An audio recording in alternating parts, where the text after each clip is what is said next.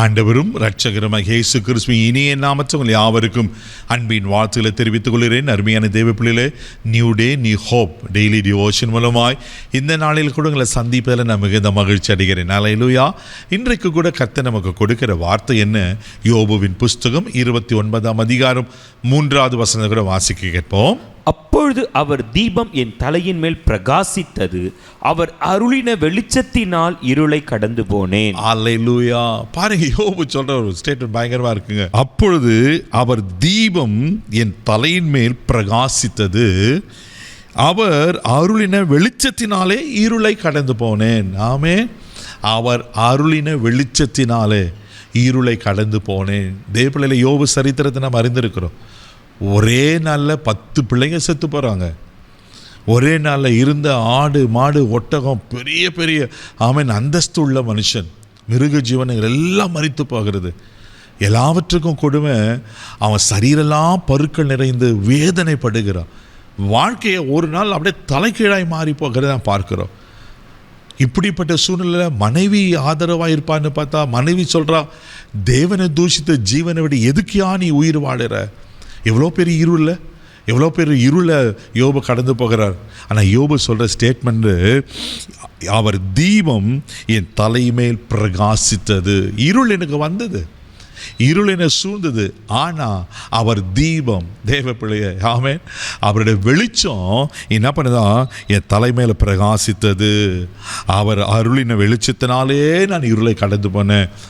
எவ்வளோ நல்ல ஆண்டவர் பாருங்க. நீங்கள் நானும் இருளில் இருப்பது ஆண்டருக்கு பிரியம் இல்லை. இந்த உலகம் ஒழுங்கின்மையும் வெறுமையும் இருளாக இருந்துதான்.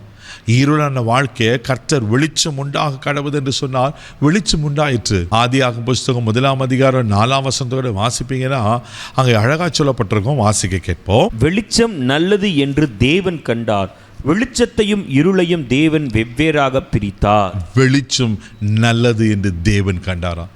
தேவ பிள்ளையில வெளிச்சத்தை இருளை வெவ்வேறாக பிரித்தார்.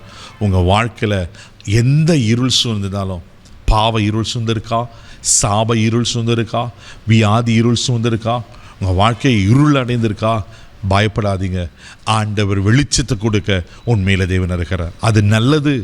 ஆண்டவருக்கு தெரியும் இருளில் இருப்பது நம்மளுக்கு பிரியமில்லை, ஆண்டருக்கும் பிரியமில்லை.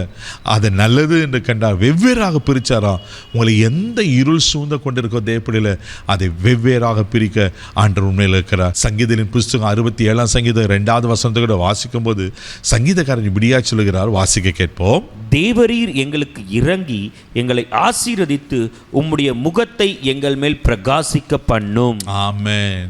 நீர் எங்களுக்கு இறங்கி எங்களை ஆசீர்வதித்து உங்கள் முகத்தை எங்கள் மேல் பிரகாசிக்க பண்ணும்.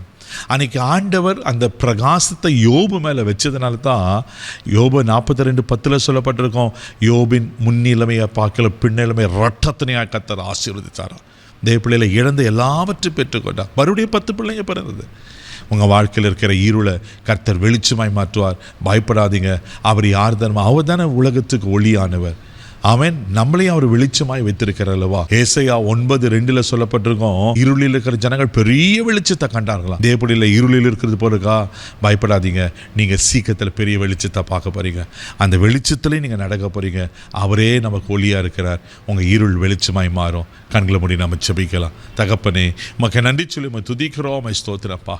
ஆண்டவரே, யோபுக்கு வந்த இருளை நீர் ஆண்டவரே தீபமாக இருந்து வெளிச்சமாக இருந்து அந்த இருளை வெளிச்சமாக்கினது போல அப்பா, யார் என்ன பாடுகள் உபத்திரங்களையா கடந்து போனாலும் நீர் உலகத்துக்கு ஒளியாக இருக்கிற கர்த்தர்.